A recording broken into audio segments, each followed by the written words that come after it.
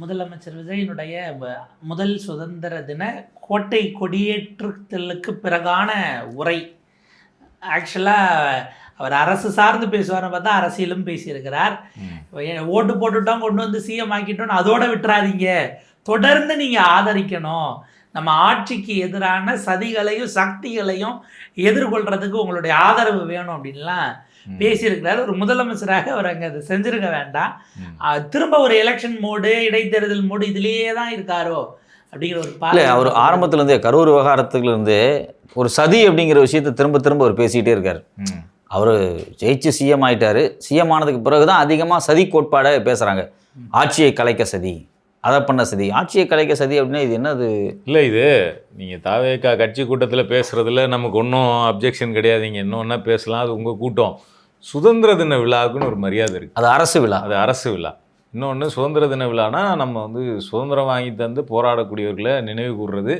எல்லா மக்களுக்கும் சேர்ந்து தான் சுதந்திரம் வாங்கி தந்தாங்க. தாவேக்கா கட்சிக்கு ஓட்டு போட்டவங்களுக்கு மட்டும் சுதந்திரம் கிடையாது. அப்போ அரசுக்கு எதிரான சக்திகளையும் சதிகளையும் முறியடிப்போம்னு ஒரு சுதந்திர தின விழாவில் நின்றுக்கிட்டு ஒரு முதலமைச்சர் பேசுகிறது வந்து அது ஒரு இர்ரெஸ்பான்சிபிள் ஸ்பீச்சுன்னு தான் அதை பார்க்க வேண்டியிருக்கு. அவர் இருக்கக்கூடிய பதவிக்கு இன்னுமே அவர் தன்னை வந்து நாகரிகப்படுத்திக்கலை அப்படிங்கிறது தான் அந்த பேச்சினுடைய வெளிப்பாடு. ஏன்னா நீங்கள் கட்சி கூட்டத்தில் என்னன்னா பேசுங்க, அதை யாரும் கேட்க போகிறதில்ல. அரசு விழான்னா நீங்கள் எல்லாருக்கும் சேர்த்து தான் முதலமைச்சர். உங்களுக்கு ஓட்டு போட்டவங்க, போடாதவங்க, உங்களுக்கு எதிராக பிரச்சாரம் பண்ணுறவங்க, ஓட்டே இல்லாதவங்க, எதிர்த்து போராட்டம் நடத்துகிறவங்க எல்லாருக்கும் சேர்த்து தான் நீங்கள் முதலமைச்சர். எல்லாருடைய கோரிக்கையும் காது கொடுத்து கேட்க வேண்டியது உங்களோட பொறுப்பு. உங்களை எதிர்த்து பேசுகிறவனையும் அரவணைச்சு போகிறது தான் முதலமைச்சருடைய வேலை. ஆனால் சதிகளையும் சக்திகளையும் முறியடிப்போம்னா இன்றைக்கி வந்து தமிழ்நாட்டில் 65% பேர் நீங்கள் ஆட்சிக்கு வர வேணான்னு நினச்சவங்க தான். 35% பேர் தான் உங்களுக்கு ஓட்டு போட்டாங்க. அப்போ 65% பேர் உங்களுக்கு எதிராக சதி பண்ணுறாங்க, அவங்களுக்கு எதிராக முறியடிக்கணும்னு சொல்ல வரீங்களா? இது என்ன? இது ஒரு மாதிரியான பக்குவப்படாத அல்லது திட்டமிடப்பட்ட நாகரிகமே இல்லாத ஒரு பேச்சு இது. இதில் என்னென்னா அவருக்கு அந்த பேட்டர்ன் இருந்தது இல்லையா, ஒரு மாதம் முழுக்க எதுக்கும் கருத்து சொல்ல மாட்டார். ஒரு கூட்டத்தை ஒன்று போட்டு அதில் எல்லாத்துக்கும் சேர்த்து அவருக்கு சொல்லணும்னு நினைக்கிறதுக்கு கருத்து சொல்கிறவார்ல. திருச்சிக்கு நன்றி தெரிவிக்கிறேன்னு ஒரு மாதம் போனாப்புல, கரூருக்கு அடுத்து போனார். இப்போ 3வது என்ன பண்ணுறது, சுதந்திர தின உரையாக பயன்படுத்திக்கிட்டதா தான். சரி, அப்படி என்னதான் சதி நடக்குது தயவு செய்து சொல்லுங்களேன். ஆட்சிக்கு எதிராக என்ன சதி நடக்குது? அவர் ஒரு முதலமைச்சர். ஒரு முதலமைச்சருக்கு எதிராக ஒரு மாநிலத்துக்குள்ள சதி நடக்குது அப்படின்னா அவர்கிட்ட தான் டிஜிபி இருக்கிறாரு, அவங்கள்ட்ட உளவு பிரிவு இருக்கு, கண்டுபிடிங்க. மோடி வந்து சதி நடக்குதுன்னு இந்த மாதிரி பேசுவாப்புல முன்னாடி எல்லாம். ஆமா, அதுல கூட ஒரு அதை ஏத்துக்கலனா கூட ஒரு சின்ன லாஜிக் என்னால புரிஞ்சிக்க முடியுது. அவர் வந்து நாட்டுக்கு எதிராக தீவிரவாதிகள் சதி பண்றாங்கன்னு யாரோ ஒரு தீவிரவாத பயங்கரவாத கும்பல் உள்ள வந்து வச்சுதுன்னா பாஜக ஓட்டு போட்டவங்க போடாதவங்க இந்தியன் சிட்டிசனே இல்லாமல் சுற்றி பார்க்க வந்தவங்க எல்லாருக்கும் தான் ஆபத்துன்னு நம்ம புரிஞ்சுக்கலாம். நாட்டு மக்களுக்கு எதிராக சதி பண்றாங்க. 2 விதமான சதியை பாஜகவுக்கு எதிராக சதி பண்றாங்கன்னு சொல்லல, அரசுக்கு எதிராக இல்லை. 2 விதமான சதியை மோடி அடிக்கடி பேசுவார். ஒன்று பாகிஸ்தான், இஸ்லாமியர்கள் இவங்க எல்லாம் சதி பண்ணுறாங்க அப்படின்னு பேசுவார். இல்லை அப்படின்னா ராகுல் காந்தி அமெரிக்கா மாதிரியான நாடுகள், ஐரோப்பிய நாடுகளோடு சேர்ந்துட்டு இந்த ஆட்சியை இந்த நாட்டுக்கு எதிராக சதி பண்ணுறாங்க, இந்த அரசுக்கு எதிராக சதி பண்ணுறாங்க அப்படிங்கிற மாதிரி பேசுவார். இதில் அவர் தைரியமாங்கிறத விடவும் ரொம்ப லவுடாக சைனான்னு அவர் நேரடியாக இது வரைக்கும் பெருசாக சொன்னது கிடையாது. இல்லை, சைனா பற்றி பேச மாட்டாங்க. அது ரொம்ப கம்பேர் பண்ணும்போது பார்த்தா இது பேரேஜ் சொன்னாரா நம்ம தேடி யோசிக்க வேண்டிய நிலைமைக்கு தான். அரசுக்கு எதிரான சதினா எதெல்லாம் அரசுக்கு எதிரான சதியில் வரும்? அரசுக்கு எதிரான சக்தி அப்படின்னா யாரெல்லாம் அரசுக்கு எதிரான சக்திகளில் வருவாங்க? இது என்ன பேச்சு? நீங்கள் அரசுக்கு எதிரான சக்திகள்னு எதிர்கட்சியை சொல்கிறீங்களா, அல்லது உங்களுக்கு எதிராக போராடக்கூடிய மக்களை சொல்கிறீங்களா, மாணவர்களை சொல்கிறீங்களா, அல்லது உங்கள் கட்சியிலேருந்தே வந்து உங்கள் கட்சியினுடைய மாவட்ட அளவில் இருக்கக்கூடிய மாநில அளவில் இருக்கக்கூடிய நிர்வாகிகளோட அவங்களோட ஆசைக்கு இணங்கி போனால் தான் பதவி கொடுப்போம்னு சொல்லி உங்கள் கட்சியினுடைய பெண் நிர்வாகிகள் பேட்டி கொடுக்குறாங்களே, அவங்கள சொல்கிறீங்களா உங்கள் அரசுக்கு எதிரான சதி? அது மாதிரி பேட்டி அடிக்கடி யாரை சொல்கிறீங்க நீங்கள்? அப்போ இதில் ஒரு கிளாரிட்டி இல்லைங்கிறத தாண்டி அடுத்து இடைத்தேர்தல் வரும்போது நீங்கள் எங்களுக்கே வாக்களிங்க, உள்ளாட்சி தேர்தல் வரும்போது எங்களுக்கே வாக்களிங்க, அதான் சிஎம் ஆக்கிட்டோம்னு விட்டுட்டு போயிடாதீங்க என்பதற்கான ஒரு அப்பீலாக தான் சுதந்திர தின விழாவையே பிரச்சார கூட்டமாக மாற்றிய முதலமைச்சர் ஹிஸ்ட்ரியிலே ஃபஸ்ட்டு. இல்லை, அவர் என்ன ஃபீல் பண்ணுறாருன்னு நீங்கள் புரிஞ்சுக்கணும், கோவப்படக்கூடாது. அவர் வந்து பெரும்பான்மை இல்லை, நம்மளை ரொம்ப டீல் பண்ணுறாங்க கூட்டணி கட்சிகள், அப்படிலாம் யாரும் டீல் பண்ண மாதிரியும் தெரியலை, பட் டீல் பண்ணுறாங்க அப்படின்னு அவங்களா ஃபீல் பண்ணிவிட்டு தயவு செஞ்சு கொஞ்சம் ஓட்டு போட்டு ஒரு 120 ரவுண்ட் ஆஃப் பண்ணிங்கன்னா நாங்கள் ரொம்ப ஃப்ரீயாக இருப்போம், இன்னும் நாங்கள் யாரை பற்றியும் கவலைப்பட்டுக்க வேண்டியது கிடையாது.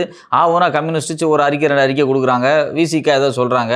அதனால் அவர் வந்து கரெக்டாக தான் சொல்கிறார். தன்னுடைய கூட்டணி கட்சிகள் தான் சதி பண்ணுது அப்படிங்கிறத அவர் சொல்ல வராரோன்னு நான் ஃபீல் பண்ணுறேன்.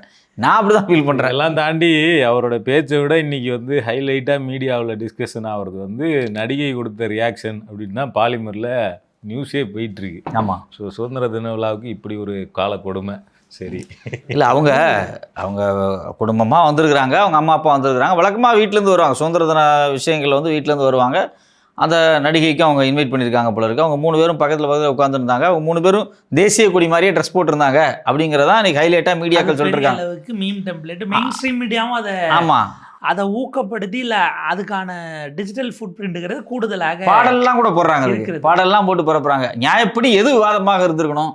சுதந்திர தின உரையில் முதலமைச்சர் பேசிய மொத்த உரையில் இருக்கக்கூடிய கருத்து என்ன? இதுக்கு முன்னாடி இருந்த முதலமைச்சர்கள் என்ன பேசினாங்க?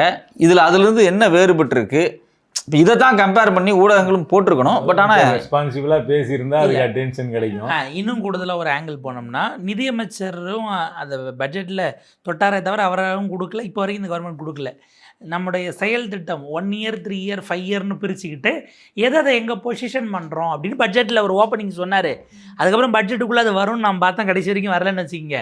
அப்படி ஒரு விஷயம் நீங்கள் கொடுக்குறீங்கனாலும் அது ஓகே ஃபைன் அப்படின்னுட்டு ஒரு கிளாரிட்டியை நோக்கி ஒரு ப்ளூ பிரிண்ட்டோ ஒரு ரோட் மேப்போ கொடுத்தீங்கன்னா அது விவாத பொருளாக இருக்கும், அது விஷயமாக இருக்கும். அதுதான் இன்றைக்கி ஊடகங்கள் எடுத்திருக்க வேண்டிய தேவையாக இருந்திருக்கும்.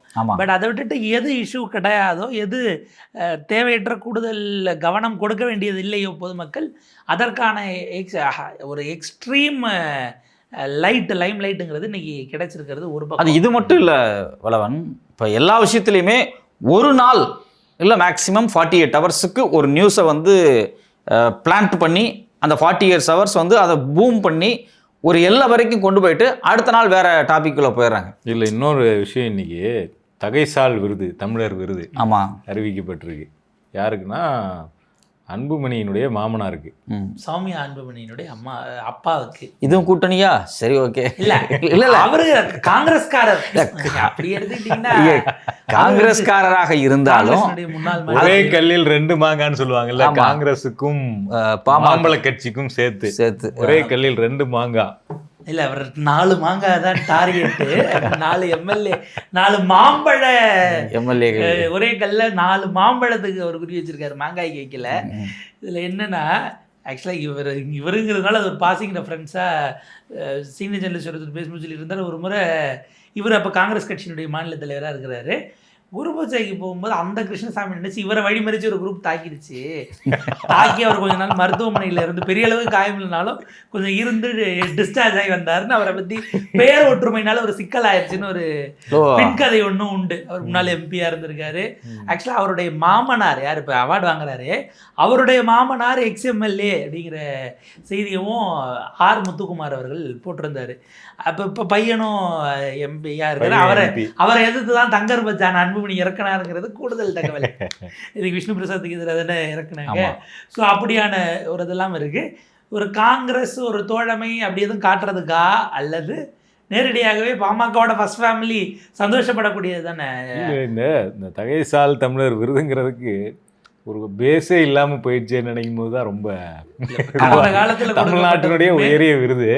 வழக்கமாக நமக்கு வந்து இந்த பத்மபூஷன் விபூஷன் இதுக்கு மேலே பெரிய மரியாதை இருக்கும். ஆமாம், அது பிஜேபி வந்ததுக்கப்புறம் அந்த விருதுகளுக்கு வந்து கிடைச்சிட்டு இருந்த அந்த இதுங்கிறது குறைஞ்சி போச்சு. ஏன்னா வெளிப்படையாக தெரிஞ்சு போச்சு, அவங்க கட்சிக்கு ஆதரவானவங்க இவங்களுக்கு தான் அந்த விருது வந்து ஆர்எஸ்எஸ் ஐடியாலஜி உள்ளவங்களுக்கு எடுக்கிறவங்க இவங்களுக்கெல்லாம் இந்த விருதை கொடுத்து அந்த விருதோட இம்பார்ட்டன்ஸை பிஜேபி முடிச்சு விட்டுடுச்சு. இப்போ அந்த மாதிரி தகைசால் தமிழர் விருதுங்கிறது குறைந்தபட்சம் திமுகவும் கூட்டணி கட்சியை சேர்ந்தவங்களுக்கு கொடுத்தாங்கன்னு குற்றச்சாட்டு இருக்குது. ஆனால் அதில் குறைந்தபட்சம் வந்து நல்ல கண்ணு அவர் வந்து சுதந்திர போராட்ட வீரர், சங்கரையா அவரும் சுதந்திர போராட்ட வீரர், அப்புறம் வீரமணி அவர் வந்து சமூக நீதிக்காக நிறையா போராட்ட காலங்களில் இருந்திருக்கிறாரு. இப்படி வந்து குமரி ஆனந்தனுக்கு கொடுத்துருக்குறாங்க. சரி, அவர் கூட ஏதோ இந்த நிறைய நடைப்பயணங்கள் போய் மக்களுக்கான போராட்டங்கள்லாம் பண்ணியிருக்கிறாப்புல, நாடாளுமன்றத்தில் தமிழில் பேசுறதுக்கான உரிமைகளுக்காக போராட்டம் பண்ணியிருக்காப்புல. இந்த மாதிரி ஒரு சில விஷயங்கள்லாம் இருக்குது. இப்போ கிருஷ்ணசாமிக்கு என்ன காரணத்துக்காக கொடுத்தோம்னு சொல்லுவாங்கன்னு தான் நான் யோசிச்சுட்டு இருக்கேன். கிருஷ்ணசாமி அவர்களுக்கு தகைசால் தமிழர் விருது இந்த சாதனைகளை அவர் தமிழ்நாட்டுக்காக பண்ணியிருக்கிறாரு, இல்லை இந்த போராட்டங்களை பண்ணியிருக்கிறார், இந்த பணிகளை ஆற்றி இருக்கிறாருன்னு சொன்னா என்ன சொல்லி அந்த விருதை வந்து அவங்க நியாயப்படுத்துவாங்கன்னு காதல் மீதன் ஐயா விட்டுட்டீங்க அந்த லிஸ்ட்ல. கிருஷ்ணசாமிக்கு அதை வேற முன்னாடி ஞாபகப்படுத்திட்டீங்களா? அப்படிங்கிறது பேராசிரியர் காதல் மீதன் அவர்கள் தான். இல்ல இந்த சிங்கமுத்து சொல்ற மாதிரி அதை வேற ஞாபகப்படுத்திட்டீங்களா தம்பி, மனசு புண்ணா இருக்கு. இல்ல இப்ப எதற்குங்கிறத தாண்டி கவர்மெண்ட் கன்வின்ஸ் ஆயிடுச்சு அவருக்கு கொடுக்கலாம்னு, அதனால கொடுத்துட்டாங்க. அப்புறம் அதுக்கு மேல என்னன்னு 2 முறை, ஒரு முறை எம்பியா இருந்தாரு, 2 முறை 2 வருஷம் காங்கிரஸ் தலைவரா இருந்தாருன்னு நினைக்கிறேன். இது தவிர அவர் சமூகத்துக்காக ஆற்றின பணின்னு நான் எதுவும் பெருசா பார்த்தது இல்லை. விவேக்குடைய கோபம் தார்மீகமான அறம் அப்படிங்கிறது வந்து ரொம்ப பெருசா இருக்கு. ஏன் அப்படின்னா டாக்டர் ராமதாஸ் அறிக்கை கொடுத்துருக்காரு. நீங்க இல்ல பாருங்க, இது வரைக்கும் பெரிய ஒரு ஓய்வுக்கு போயிட்டாரு. இது வரைக்கும் ரொம்ப ரொம்ப முக்கியமான பதவிகள் எல்லாமே எதுக்கு கொடுத்தோம், ஏன் அவங்களுக்கு கொடுத்தோம் அப்படிங்கிறது குறித்து எந்த விளக்கத்தையுமே வந்து விஜய் அரசு வந்து சொன்னது கிடையாது. முக்கியமான பதவிகள் போஸ்டிங் ஒன்றுனா எடுத்துட்டிங்க அப்படின்னா ஏன் கொடுத்தோம், எதுக்கு கொடுத்தோம் அது அவங்களுக்கும் தெரியாது. இவங்களுக்கு கேட்டாங்க கொடுத்தோம், அப்படி ஒரு போஸ்ட் காலியாக இருக்காமே போட்டுவிடுங்கப்பா, யார் கேட்குறாங்களோ அவங்களுக்கு போட்டுவிடுங்க நம்ம ஆளுகளுக்கு அப்படின்னு போட்டுவிடுறாங்க. அடுத்த லிஸ்ட்டில் அவருடைய பாதுகாவலர் மூசா இருக்காருங்கிறாங்க. ஆமாம், ரத்தன் பண்டிட்டுக்கே திரும்ப வெளில சொல்லாமல் ஒன்று கொடுக்கலான்னு ரெடி ஆகிட்டு இருக்குன்னு விகடனில். இல்லை ரத்தன் பண்டிட்டுக்கு இப்போ கொடுத்தா சலசலப்பு வராது, அப்போ கொடுத்தப்போ பயங்கர சலசலப்பு வந்துச்சு. இப்போ கொடுத்தா அது நார்மலான விஷயம் தானே, அவர் தானே செய்கிறாரு அப்படின்னு மாறிட்டாங்க. அவர் சொல்லி தானேங்க ஆஃபீஸே நாங்கள் மாற்றி கான்ட்ராக்ட் எல்லாம் இப்போ பொதுப்பணித்துறை மூலமாக தனித்தனி ஃப்ளோர் வாரியாக பிரிச்செல்லாம் கான்ட்ராக்ட் விட்டுருக்கோம். கடல் பார்த்து உட்காந்தா உங்களுக்கு பெரிய சோழர்கள் மாதிரி ஒரு பெரிய நிலைத்த ஆட்சி கிடைக்குன்னு சொல்லியிருக்காங்க போல இருக்கு. இல்லை தஞ்சாவூர் சோழர்கள் பார்த்தாங்களான்னு தான் கேட்டேன், கேட்க வந்தாங்க. கடல்லாம் பார்க்காம அது அவருக்கு தெரியாதே, சோழர்கள் கடல் பார்த்தா உட்காந்துதாங்கன்னு சொன்னா நம்பிடுவாரு. சரி ஓகே உட்காந்துருப்போன்னு. நம்ம ஏதாவது தவறா பதிவு பண்ணக்கூடாது, நமக்கு தெரியாம கடல். இன்னொரு நியூஸ் நடுவில் ஒரு வைரல் ஆச்சு. பிரவீன் சக்கரவர்த்திக்கு பாலிசி ஸ்ட்ராட்டஜிஸ்ட் ஃபார் டிஎன்னு பிஸ்னஸ் ஸ்டாண்டர்டில் போட்டிருந்ததுனால அப்படி உண்மையிலேயே ஒரு அரசு பதவி கொடுக்கப்பட்டிருக்கிறதா அப்படிங்கிற கேள்வியும் வந்தது. அதுக்கும் இன்னைக்கு வரைக்கும் விடை தெரில. உண்மையிலே ஒரு அரசு பதவியில் இருக்கிறாரா இல்லை சும்மா ஆலோசகருங்கிற பேரில் இருக்கிறாரா? ஏன்னா அந்த 6 பேர் குழுவிலையும் அவர் இல்லை, அந்த அலுவாலியா தலைமையில் அமைச்ச குழுவிலையும் அவர் கிடையாது. அப்புறம் எந்த அடிப்படையில் பிஸ்னஸ் ஸ்டாண்டர்டில் பாலிசி ஸ்ட்ராட்டஜிஸ்ட் ஃபார் டிஎன் கவர்மெண்ட்னு போட்டாங்கன்னு தெரியல. திடீர்னு பார்த்தா டென்மார்க் அம்பாசிடரோட பிஸ்னஸ் ஸ்டாண்டர்டே கேட்டிருக்கணும், எப்படி நீங்கள் போட்டீங்க அவரே சொன்னார். இது வரைக்கும் எந்த ஜிஓவையும் வெளிப்படையாக விட்டது கிடையாது. இந்த மாதிரி பதவிகள் கொடுத்தாலாம் யாராவது லீக் பண்ணாதான் உண்டு. அந்த மாதிரி ஒரு வேளை வெளியிலே தெரியாமல் பிரவீன் சக்கரவர்த்தியை ரகசியமாக அந்த பதவியில் போட்டிருக்காங்களா என்னன்னு தெரியல. அதான் வைக்க அதை பிஸ்னஸ் ஸ்டாண்டர்டே கேட்டால் எப்படி எதன அடிப்படையில் போட்டிங்கன்னு கேட்டால் அவரே சொன்னாருங்க. அவரேவா சொன்னார்? ஆமாங்க அவரே சொன்னார், நான் தான் பாலிசி சொன்னார் அப்படின்னு சொல்லுவாங்க. ஸோ அதனால் இந்த ஒட்டுமொத்தமாக பார்க்கும்போது இந்த பதவி, இந்த விருது அப்படிங்கிறது வந்து எந்த விதமான முகாந்திரமே இல்லை. ஏன் எதுக்கு கொடுத்தோம், எந்த அடிப்படையில் கொடுத்தோம் அப்படிங்கிறது குறித்து இது வரைக்கும் எதுவுமே எந்த காலத்துலையுமே சொன்னதில்லை. அவங்க ஆட்சிக்கு வந்ததுலேருந்து ரத்தன் பண்டிட்டில் ஆரம்பித்து இப்போ வரைக்கும் நம்ம இவருக்கு விருது கொடுத்த வரைக்கும் ஏன், என்ன கேட்டகரி, எதுக்காக கொடுத்தோம், என்ன சப்ஜெக்ட் அப்படிங்கிறத பற்றி அவங்க பேச மாட்டாங்க. ஆக்சுவலாக இன்றைக்கி முதலமைச்சர் பார்த்தீங்கன்னா ஊழல் ஒழிப்பு என்பது கூட ஒரு சுதந்திர போராட்டம் தான் அப்படின்னு டக்குன்னு நமக்கு இந்தியனோ அல்லது ஜென்டில்மேன் ரிவைண்டு உள்ளே போன மாதிரி இருந்தது. மிகப்பெரிய அதுவும் அந்த போராட்டத்தில் தான் நம்ம போயிட்டுருக்குறோம் கண்டிப்பாக அப்படின்னு அதை பல இடத்துல திரும்ப திரும்ப அழுத்தி அவர் சொல்லிக்கிட்டு இருக்கிறாரு. அதெல்லாம் சரி, இந்த உள்ளுக்குள்ளே இருக்கிறவங்க மேலே அந்த குற்றச்சாட்டுகள் இருக்குல்ல, அது ஊடகமாக செய்திகளில் வர்றதாகட்டும், அமைச்சர் இன்னைக்கு ஐ திங்க் இன்றைய விகடனில் வந்திருக்கும்னு நினைக்கிறேன், அப்பா அல்ல ஆண்டவனே குறுக்கிட்டாலும் நான் வந்து அவங்க மேலே நடவடிக்கை எடுத்து தருவேன்னு அமைச்சர் பிரபு அவர்களுடைய ஒரு அந்த பேட்டியும் வந்திருக்கிறத பார்க்குறோம். பல பேர் மேலே குற்றச்சாட்டு வருது, குற்றச்சாட்டுகளை கேள்வியெல்லாம் கன்ஃபரன்ட் பண்ணும்போது பல விஷயங்கள் சொல்கிறாங்க. ஆனால் தாவேகாவினர் சார்ந்து வரக்கூடிய குற்றச்சாட்டுகள், நீங்கள் அந்த ஒருத்தர் பணத்தை வாங்கினார், அன்றைக்கி அவரை கைது பண்ணீங்க, கைது பண்ணதுக்கான காரணமே அன்னைக்கு பழனி இஷ்யூ பெரிய அளவுக்கு பீக்காக செங்கல்பட்டுல லஞ்சம் வாங்கினவர் நீங்கள் கைது பண்ணுறீங்க, பண்ணிவிட்டு அவர் மனைவிக்கு கொடுக்குறீங்கன்னா அந்த லஞ்சம் வாங்கின வீடியோவில் அந்த அம்மா தானுங்க பணத்தை வாங்கி உள்ளே வச்சது இல்லையா? இப்போ பக்கத்தில் இருந்தது யார் முதல்ல? அவங்களும் இவங்களும் ஒன்றா இல்லையா? அப்போ பணம் வாங்கினதை எதிர்க்காதவமா அதுக்கு துணை போய் அதை மக்கள்கிட்ட அல்லது கான்ட்ராக்டர்கள்ட்ட வாங்குவதற்கு ஊக்கப்படுத்தி உற்சாகப்படுத்தி ஆதரவளித்த குடும்பமா இல்லையா? இவங்களுக்கெல்லாம் ஒரு இம்ப்யூனிட்டி இருக்குன்னு சொல்லுவாங்க. இந்த பிரதமர், சில முக்கியமான அதிகாரிகளுக்கு அல்லது கவர்னருக்கு, இவங்களுக்கெல்லாம் வந்து சில இம்ப்யூனிட்டி இருக்கும். அதாவது சில வழக்குகள்ல அவங்கள வந்து பதிவு பண்ண முடியாது, அரஸ்ட் பண்ண முடியாது. அந்த மாதிரி சில இம்ப்யூனிட்டி வந்து தேர்தல் ஆணையர் கொடுத்துருக்காரு. அவர் ரிட்டையர் ஆயின பிறகு அவங்க காலமாகிற வரைக்கும் நீங்க கேஸே போட முடியாது அப்படின்னு தள்ளிவிட்டாப்புல. அந்த மாதிரி இம்ப்யூனிட்டி வந்து கொடுத்துருக்குறாங்க தாவேக்காவில் இருக்கக்கூடிய குற்றம் செயலில் ஈடுபடக்கூடிய நிர்வாகிகளுக்கெல்லாம். நீங்கள் வந்து என்ன வேணால் பண்ணிக்கலாம், உங்களை எதுவும் பண்ண மாட்டோன்னு சொல்லிட்டு. அதனால தான் தாவேக்கா நிர்வாகிகளே கீழே இருக்கக்கூடிய கீழ்மட்ட பெண்களே அல்லது நிர்வாகிகளே கம்ப்ளைண்ட் கொடுத்தா கூட அவங்க மீது நடவடிக்கை எடுக்க மாட்டோம்.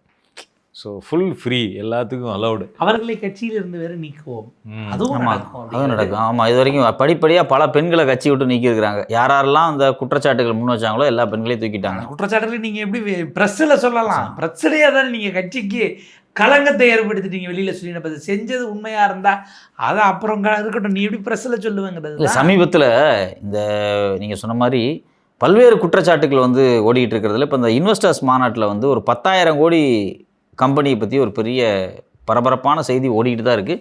அதுக்கு எந்த விளக்கமும் யாரும் இது வரைக்கும் கொடுக்கல. அரசு தரப்பு எதுக்கெல்லாம் கொடுத்தாங்க இது வரைக்கும்? 10,000 கோடி கம்பெனியில் ஒரு முக்கியமான மேட்ரு இருக்குது.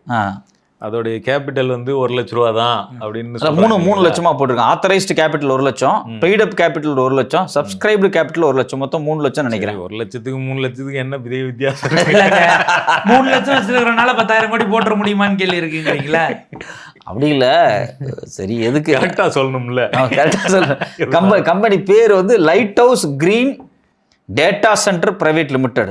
இதில் இன்னொரு கருத்தை சொல்லிடுறேன். இது ஒரு வெப்சைட்டில் வந்து எனக்கு தெரிஞ்ச நண்பர் ஒருத்தர் அனுப்பிச்சாரு. அவங்களோட profit and loss account, balance ஷீட்லாம் இருக்குது. அதெல்லாம் கொஞ்சம் அப்படி பார்த்தேன் நான் என்னென்னு. இப்போ தான் 3 மாதத்துக்கு முன்னாடி தான், பிப்ரவரி மாதம் 2026 தான் அந்த கம்பெனி உருவாக்கப்பட்டிருக்கு. அதில் வந்து இந்த கம்பெனியினுடைய டைரக்டர்ஸ்னு 2 பேருக்கு பேர் வந்துச்சு. அவங்க பேரெல்லாம் போட்டிருந்தாங்க. அவங்க ஒருத்தர் பேர் வந்து வெங்கட்டராமன் ஜெகநாதன், இன்னொன்று வந்து சந்தியா வெங்கட்ராமன். இவங்களை வந்து இந்த வியூ கான்டாக்ட் அப்படின்னு சொல்லி ஒரு அவங்களோட கான்டாக்ட் நம்பரை நீங்கள் வந்து எடுத்து பேசலாம் அப்படின்னு சொல்லிச்சு. நான் அதோ சரி பேசணும்னு கொடுத்தா பே 199, நீ 199 ரூபா கட்டினாதான் அவங்க நம்பர். சீரியஸா கான்டாக்ட், கம்பெனியோட கான்டாக்ட் ரிவீல் பண்றதுக்கு 199 நம்பர். நான் அது சரி ஃபோன் பண்ணி கேட்டுருவான், ஏங்க உண்மையிலேயே 10,000 கோடி எப்படி பிசினஸ். ஏன்னா அவங்களுக்கு அப்படி ஒரு நாலேஜ் இருந்துச்சுன்னா அதை கற்றுக்கிறதுல என்ன வேகு தப்பு இருக்குது? 3 லட்சம் போட்டு ஒரு கம்பெனி ஆரம்பிச்சு 10,000 கோடி முதலீடு பண்ண முடியும் அப்படிங்கிறது உலகத்தில் யாருமே செய்யலை. நமக்கு ஒரு 3 லட்சத்தை ரெடி பண்ணுங்க 3 லட்சத்தை ரெடி பண்ண நம்மளும் ஆரம்பிப்போமே அப்படின்னு தான். சரி அந்த அக்காட்டையோ அந்த அண்ணன்ட்டே கேட்போம் அப்படின்னு சொல்லி அந்த நம்பர் அனுப்பினா உங்களுக்கு லோன் கொடுக்குறாங்க. அப்போ பார்த்தா பே 199 அப்படின்னு போட்டுருந்துச்சு. உங்களுக்கு வெப்சைட் கூட கிடையாதுங்க. நீங்கள் இதை பார்த்தீங்கன்னா வெப்சைட் கிடையாது. இது வந்து அந்த ஃபார்முலா, அந்த பிசினஸ்ல முக்கியமா ஸ்டார்ட் அப்ஸ் வருது இல்லையா, அதனுடைய ஒரு வெப்சைட். நான் அப்புறம் யோசிச்சேன் 199 வெப்சைட் இல்ல, அந்த கம்பெனிக்கு வெப்சைட் இல்லைங்கிறேன். நீங்க ஆமா இதுல பணம் கேட்டதுனால இதை புரிஞ்சுக்க முடியுது. நான் என்ன பண்ணேன், இந்த 199 ரூபா கட்டி பேசிடலாமா அப்படின்னு யோசிச்சேன். அப்ப எனக்கு ஒரு சில விஷயம் ஞாபகம் வந்துச்சு. இந்த 1 ரூபா காயின் பூத்தில் இப்படி தான் நடக்கும். காசு போட்டதுக்கு அப்புறம் அவ்வளோனா கட் ஆயிடும். ஒரு 2-3 தடவை அட்டெம்ப்ட் பண்ணி நமக்கு ஒரு 5 ரூபா 10 ரூபா அப்புறம் அந்த காலத்தில் போயிருக்கு. சரி அது மாதிரி இப்போ 199 போட்டு கால் பண்ணி கட் ஆயிடுச்சு வச்சுங்களேன், தேவையில்லாமல் 200 ரூபா வேஸ்ட்டு. நம்பர் வாங்க 199 இல்ல ஒவ்வொரு போனுக்கு 199 தெரியல. அது வேற சிக்கல் இருக்கு. இதே மாதிரி உத்தரப்பிரதேசத்துல 1 லட்சம் கோடின்னு கேம்பெயின் பண்ணாங்க இல்லைங்களா, அதே மாதிரி யூபியில் யோகி வந்த உடனே இதே மாதிரி அந்த இன்வெஸ்ட்மெண்ட் அமௌண்ட்டை உயர்த்தி காட்டுறதுக்காக ஒரு ஸ்டார்ட் அப் கம்பெனி அவங்க வந்து 25,000 கோடி யூபியில் இன்வெஸ்ட் பண்ணுறாங்க அப்படின்னு சொல்லிட்டு பயங்கர ப்ரொமோஷனு அந்த ரேட்டை உயர்த்தி காமிச்சிட்டாங்க. கொஞ்சம் வருஷம் ஆச்சு. இந்த எம்ஓஐ எப்படா இதுக்கு ஒரு நடைமுறைக்கு வரும்னு காத்துட்டு இருந்தாங்க. கடைசி வரைக்கும் அந்த எம்ஓஐ வரவே இல்லை, கேன்சல் ஆயிடுச்சு. என்ன காரணம் சொன்னாங்கன்னா, அவங்களுக்கு போதுமான ஃபினான்ஷியல் கேப்பபிலிட்டி இல்லை. ஏன்னா ஸ்டார்ட் அப் கம்பெனி அதுக்கு எப்படி இருக்கும்? ஸ்டார்ட் அப் கம்பெனி 25,000 கோடி இன்வெஸ்ட் பண்ணுதுன்னு சொல்றத முதல் முறையா அப்பதான் இந்தியா கேட்டுது. இதுலயும் மாதிரி இது ஒரு ஸ்டார்ட், அதாவது 3 லட்சம் ரூபா முதலீடு பண்ணி ஒரு நிறுவனத்தை ஆரம்பிச்சிருக்கக்கூடிய ஒரு குரூப் 10,000 கோடி உடனே 3 மாசத்துல இன்வெஸ்ட் பண்ணுறாங்க அப்படிங்கும்போது இது ஒரு வேளை சப்சிடரி கம்பெனியாக இருக்கும், இதோட ஹோல்டிங் கம்பெனியோ இல்லை பேரண்டிங் கம்பெனி யாருன்னு பார்த்தா அப்படிலாம் எதுவும் இல்லை. பெருசாக அந்த காலத்தில் எந்த இன்வெஸ்டர் மீட்டு சம்மிட் மாநாடுமே எல்லாம் முடிஞ்ச பிறகு தான் எவ்வளோ வந்துச்சுன்னு கையெழுத்து போட்டுட்டு எல்லாத்தையும் டேலி பண்ணி கூட்டிக்கிட்டு அப்புறம் தான் சொல்லுவாங்க. கடைசியில் அந்த மாநாட்டு பந்தல் முழுக்க பேனரை வச்சு விட்டாங்க, ராவா அங்கே ஃபோட்டோ எடுக்கிறதுக்கெல்லாம் 1 lakh crore அடிச்சு விட்டுட்டாங்க. எல்லாம் செட்டப்போட வராங்கன்னா இது இன்வெஸ்டரை ஈர்க்கிறதுக்கு மாநாடு நடத்தினீங்களா அல்லது ஈர்த்துட்டு கொண்டாடுறதுக்கு மாநாடா? இல்லை எனக்கு அதில் விளம்பரத்துக்கு மாநாடா? இல்லை, இதில் இன்னொரு விஷயத்தை ஆட் பண்ணிக்கிறேன். இது அப்படியே சேம் பேட்டர்ன், இது அது அல்ல அப்படின்னு சொல்கிற மாதிரி.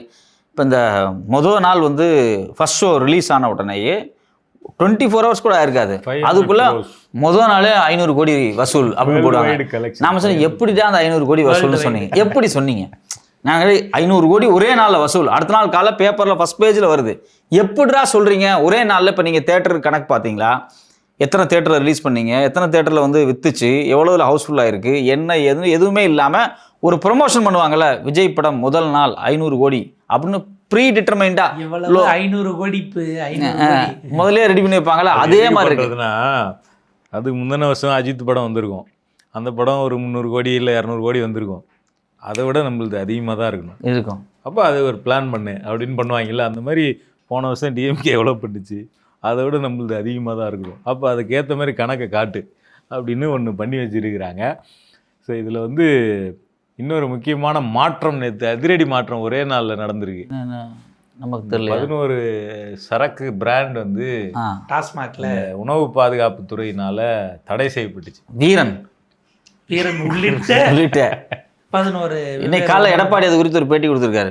எடப்பாடி வந்து கேட்குறாங்க, இந்த பிராண்டெல்லாம் தடை பண்ணாங்களாமே. அவர் சொல்றாரு, நான் சரக்கெல்லாம் அடிக்க மாட்டேங்க, எனக்கு அதை பற்றி எதுவும் தெரியாதுங்க, மது அருந்தும் பழக்கம் இல்லை, மது அருந்தும் பழக்கம் இல்லை, அதனால எனக்கு தெரியாது, நீங்க தெரியாது என்ன பிராண்டெல்லாம் எனக்கு ஒன்றும் தெரியாதுங்க. நேற்று இப்படிதான் திண்டுக்கல் சீனிவாசன் சார் 1 லட்சம் கோடி முதலீடுன்னாங்க. அரசியல்ல ஏதாவதுனா கேளுங்க, இதெல்லாம் கேட்காதீங்கன்னு. அரசியலா ஏதாவதுனா என்கிட்ட கேளுங்க தம்பி அப்படின்ட்டாரு. இல்லை இப்போ நேற்று ஒரே நாளில் போட்ட தடை நேற்று இரவு 13ஆம் தேதி சொல்லி நேற்று தான் அது தடைன்னு தெரிஞ்சு வந்தது. 24 மணி நேரத்துக்குள்ள வாபஸ் வாங்கிட்டாங்க. அப்போ இப்போ ஏற்கனவே வந்து சந்தைக்குள்ளே வந்து உள்ளே போன எல்லாத்துலேயும் அந்த சுவையூட்டப்பட்ட நிலைமைகள்லாம் நீக்கிட்டாங்களா? எங்கே வச்சு நீக்கினாங்க? இது எப்படி நடந்தது? ஆர்டிஃபிஷியல் இது சிலது எக்ஸ்ட்ரா கலந்துருக்கு, அதே மாதிரி சில கெமிக்கல்ஸ் கூடுதலாக கலந்துருக்குன்னு சொல்லி தான் அதை தடை பண்ணாங்க. பார்த்தா ஒரு மணி நேரத்தில் ஒரே நாளில் வந்து முடிஞ்சிருச்சு தடை. சரி பண்ணிட்டாங்கன்னு நினைக்கிறேன். ஒரே நாளில் இது வரைக்கும் கடைக்கு போன பாட்டில்லாம் கூட திருப்பி எடுத்து எல்லாத்தையும் மிக்சிங்கை மாற்றி எல்லாத்தையும் திருப்பி சப்ளை பண்ணிட்டாங்க. இது வந்து சாராய ஆலைகள்ட்ட இருந்து ஒரு ப்ரெஷர் வந்திருக்கும், இப்படிலாம் பண்ணாதீங்க, அதெல்லாம் ரொம்ப தப்பு அப்படின்னு. ஓகே ரைட்டு விட்டுருவோம் அப்படின்னு சொல்லி அதை எடுத்துட்டாங்க. இதில் குறிப்பாக இந்த மதுபானம், இந்த டாஸ்மாக் விவகாரத்தில் வந்து பயங்கர சூடு பிடிக்கக்கூடிய இன்னொரு விஷயம் என்ன அப்படின்னா, அவங்க கொண்டு வரக்கூடிய இந்த பார் செட்டப் தான். இந்த ரெஸ்டோ பார், இயல்பாக ரெஸ்டோ பார் மாதிரி நிறைய விஷயத்த மாற்றப்போ ரெஸ்டாரண்ட்லேயே வந்து சரக்குகளை வந்து விற்கிறது, அது ஒரு நல்ல மாற்றமாக வந்து அவங்க பார்க்குறாங்க. யார்? தாவேக்கா. அதாவது ஹோட்டலில் சாப்பிட்ற இடத்துல விற்கிறது, பெரிய பெரிய ஹோட்டலில், அந்த ஹோட்டல்லே வந்து பியரு, இது ஹாட் ட்ரிங்க்ஸ் எல்லாத்தையுமே வந்து சப்ளை பண்ணுற ஒரு ப்ராஜெக்டில் வர்றாங்க. இப்போ இதை தான் தமிழ்நாடு எதிர்பார்த்துச்சா அப்படின்னு நம்ம ஒரு கேள்வி நமக்கு வருது. அவங்க சொன்ன மாற்றம் அப்படிங்கிறது டாஸ்மாக் குறித்து இதுதான் நடந்திருக்கு. கடைசியாக இந்த இன்வெஸ்டர் மாநாடு பற்றி ஒரு பாயிண்ட் ஆட் பண்ணணும். அதில் வந்து என்னென்னா, ஒரு 1 லட்சம் கோடி இன்வெஸ்ட்மெண்ட் வந்திருக்குன்னு சொல்கிறாங்க இல்லைங்களா? ஆமாம். அதில் வந்து அவங்க என்ன 2 ஸ்பிளிட்டாக என்ன கொடுக்குறாங்கன்னா, இந்த மாநாட்டுக்கு முன்னாடி வரைக்கும் வந்தது 35,000 கோடி. ஆமாம் ஆமாம். மாநாட்டில் வந்தது 67,000 கோடின்னு சொல்கிறாங்க. ஆனால் மாநாடு ஆரம்பிக்கிறதுக்கு முன்னாடியே விளம்பரம் கொடுத்துட்டாங்க. இப்போ இந்த 67,000 கோடி ப்ராஜெக்டை நீங்கள் எப்போ பேசி முடிச்சிங்க? இது சம்மந்தமான எந்த செய்தி வெளிவரல, ஒன்றுமே நடக்கலை. சரி, உங்களுக்கு தனியாக இன்வெஸ்ட்மெண்ட் பாலிசின்னு அதாவது இப்போ போன ஆட்சியை விட இந்த ஆட்சி வந்து 3 மடங்கு 4 மடங்கு அதிக இன்வெஸ்ட்மெண்ட் வந்துருச்சுன்னா ஸ்பெஷலாக இன்வெஸ்ட்மெண்ட் பாலிசின்னு ஒன்று வச்சுருந்தா தான் வரும். அப்படி எந்த புது இன்வெஸ்ட்மெண்ட் பாலிசின்னு நீங்கள் எதுவும் வச்சில்ல. ஏன்னா கடந்த ஆட்சியில் வந்து பார்த்தோம்னா, இப்போ சைனாவிலேருந்து வரக்கூடிய வெளியேறக்கூடிய பல கம்பெனிகளை தமிழ்நாட்டை நோக்கி திருப்புறதுக்காக சில இன்வெஸ்ட்மெண்ட் பாலிசியெல்லாம் புதுசாக க்ரியேட் பண்ணாங்க. அதில் முக்கியமாக வந்து இந்த விண்வெளி ஆராய்ச்சி துறை சம்மந்தமாக நிறுவனங்களை கொண்டு வரணும்னு சொல்லிட்டு ஸ்பேஸ் ரிசர்ச் பாலிசி அப்படின்னே தமிழ்நாட்டுக்குன்னு ஒரு பாலிசி க்ரியேட் பண்ணாங்க. அதே மாதிரி ஃபுட்வியர் கம்பெனிகள், அதை வந்து தைவான்லேருந்து இங்கே கொண்டு வரணும்னு சொல்லிட்டு தமிழ்நாடு ஃபுட்வியர் இண்டஸ்ட்ரி பாலிசினே தனியாக க்ரியேட் பண்ணாங்க. ஆட் பண்ணிக்கிறேன் நான் ஒரு விஷயத்த. இன்றைக்கி இப்போ டேட்டா சென்டர் ஏஐன்னு ஒரு பயங்கரமாக பேசிகிட்டு இருக்காங்களே, இவங்க ஒரு போலி கம்பெனி 10,000 கோடி டேட்டா சென்டர் கம்பெனி காமிக்கிறாங்களே.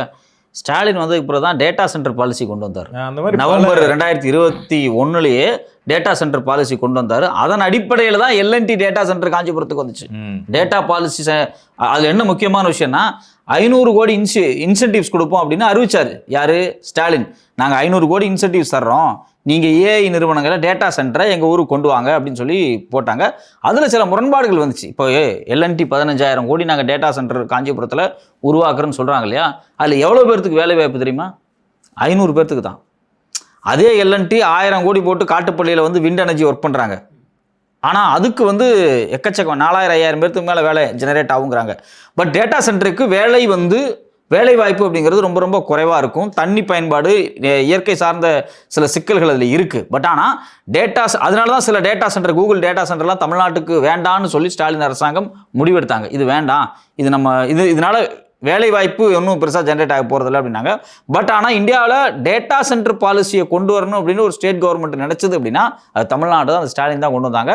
அதன் அடிப்படையில் தான் வந்து இன்வெஸ்ட்மெண்ட்ஸே வருது. அப்போ அந்த மாதிரியான இன்வெஸ்ட்மெண்ட்டு தனியாக ஈர்க்கணுங்கிறதுக்காக புதிய பாலிசிஸ் கொண்டு வந்து இந்த மாதிரி பல்க் இன்வெஸ்ட்மெண்ட் கொண்டு வந்தீங்களா? இல்லை படிப்படியாக நடந்ததுன்னா படிப்படியாக செய்திகள் எதுவும் வெளில வந்ததான்னு பேப்பர்களை டெய்லி பார்க்கும்போது எதுவுமே வரல. திடீர்னு அதுக்கு முன்னாடி தான் 2 வாரத்துக்கு முன்னாடி பிஸ்னஸ் ஸ்டாண்டர்டில் தமிழ்நாடு இன்வெஸ்ட்மெண்ட் இண்டெக்ஸில் கீழே போயிடுச்சுன்னு செய்தி வருது. திடீர்னு 2 வாரத்தில் அடமழை பெஞ்சு கொட்டின மாதிரி 1 லட்சம் கோடி இன்வெஸ்ட்மெண்ட். அதில் முக்கியமான விஷயம், எல்லா பத்திரிகையிலையும் அது business standard, business line, times, Hindu, தமிழில் வந்து தந்தியை தவிர தந்தியும் எல்லாருமே என்ன செய்தி வெளியிட்டிருந்தாங்க அப்படின்னா, இந்தியன் எக்ஸ்பிரஸ் இங்கிலீஷை தவிர்த்து 67,000 crores இருக்குது பார்த்தீங்களா, அதுதான் முதலீடு அப்படின்னு போட்டிருந்தாங்க. ஆனால் கவர்மெண்ட் வெளியிட்ட அட்வர்டைஸ்மெண்ட்ஸ் இருக்குது பார்த்தீங்களா, அது எல்லாத்துக்கும் 1 லட்சம் கோடி முதலீடு அப்படின்னு போட்டிருந்தாங்க. அவங்க வச்சு இந்த 1 லட்சம் கோடி ஃபோட்டோ இதில் 1 lakh crore in 100 daysன்னு வச்சிருந்தாங்க. ஆமாம். அதனால அது வந்து பிஆருக்கான டேக்லைனே தவிர இது ஆக்சுவலி அந்த டிஃபரன்ஸ் தான் நான் சொல்ல வரேன். பிரஸ்ஸுக்கு கொடுத்தது எல்லாமே 67,000 crores அப்படின்னு தான் போட்டிருந்தாங்க. பிரஸ்ல அன்னைக்கு நடந்த ஈவெண்ட்டுக்கானது தான் நீங்க ஜஸ்ட். பட் ஆனா அதே மாநாடு குறித்து, அந்த மாநாடை மையமா வச்சு தான் அவங்க பிரஸ் ரிலீஸ் பண்றாங்க. பட் அதுல பாத்தீங்க அப்படின்னா அவங்களோட அட்வர்டைஸ்மெண்ட் பேட்டர்ன் எல்லாத்தையும் 1 lakh crores வச்சிருந்தாங்க. ஏன்னா நீங்க உள்ள போயிட்டு அவங்க கிட்ட ஏதாவது போட்டு உண்மையை வாங்கிட்டீங்கன்னா அதான் உள்ளே விட முடியாதுன்ட்டாங்க. அதான் பிரஸ்ஸே உள்ளே விடலை. உண்மையை கொண்டு போய் வெளில சொல்லிட்டுனா யாரு அடமழை மாதிரி திடீர்னு ஒரே நாளில் 1 லட்சம் கோடி இன்வெஸ்ட்மெண்ட்டுங்கிறது கொட்டி இருக்கிறதா? அதான் பாஜகவினரே பொறாமப்படுறாங்க. கடந்த 3 மாசத்துல இந்தியாவுக்கே நாங்கள் 64,000 கோடி தான் இருந்திருக்கிறோம். நீங்க என்னடா தமிழ்நாட்டுக்கே 1 லட்சம் கோடி அட்டேங்கப்பான்ற மாதிரி. அப்ப தமிழ்நாடு இந்தியாவில் இல்லையோ, அது வேற ஏதோ இடத்துல இருக்குதோ? இல்லை, ஒன்றிய அரசை விட அதிகமாக எடுத்துட்டாங்களாம். மோடிஜி 13 வருஷமா இருந்து தெரியாத அரசியல் நுட்பம், ஆளுமை. நீங்க 1 லட்சம் கோடி வேணாம், 67,000 கோடினால அவரோட 3,000 கோடி லீடிங் இல்லை. அவர் என்ன நினைச்சிருப்பாருன்னா, யாரு டெல்லியில் இருக்கவங்க நம்மளை விட ரொம்ப ஃபாஸ்டா நாமளே அப்படி நாமளாவது ஊப்பியில 25,000 கோடி நாமளாவது ஒரு மனசாட்சியோட, இவங்க மனசாட்சியே இல்லாம அடிச்சு விடுறாங்க. அதுல முக்கியமான விஷயம், இதை தமிழ்நாடு நம்புது. ரொம்ப இது நமக்கு தெரியாம போச்சு. நம்ம சொன்னதெல்லாம் நம்மளே இவங்க சொல்றது நம்புறாங்க. நம்மளோட பயங்கரமா நீங்க சொல்றத நம்புறாங்களே அப்படின்னு கொஞ்சம் வருத்தத்தோட தான். குதிரை வேற விஷயத்துலையுமே பாஜகவே பொறாமப்பட்ட அளவுக்கு தான் இருந்தாங்கிறதே அடிக்கோடிட்டு பார்க்கணும். ஸோ ஒரு வழியாக முதலமைச்சர் இந்த மாதத்துக்கான அவருடைய அந்த டாக் இல்லை சனி ஞாயிறு இல்லையா, ரீல்ஸுக்கு கண்டென்ட் நீங்கள் கொடுத்துட்டார் அவர். ஆமாம், வழக்கமாக பார்த்தீங்கன்னா அவருடைய எல்லா கண்டென்ட்டுமே சாட்டர்டே சண்டேக்கான ரீல்ஸ் கண்டென்ட்டு. இந்த இண்டிபெண்டன்ஸ் டே மையமாக வச்சு நாளைக்கு சண்டே, இன்றைக்கி நைட்லேருந்து, இப்போ கைட்டில் காலிலேருந்து இன்னைக்கு 2 நாள் வந்து வீக்கெண்டு கண்டென்ட்டை வந்து கொடுத்துட்டாரு. அது ஓடிக்கிட்டு இருக்கோம். பார்ப்போம் அடுத்த வீக்கெண்டுக்குள்ளே வேறு என்னென்ன கண்டென்ட் கொடுக்குறாரு அப்படின்னு.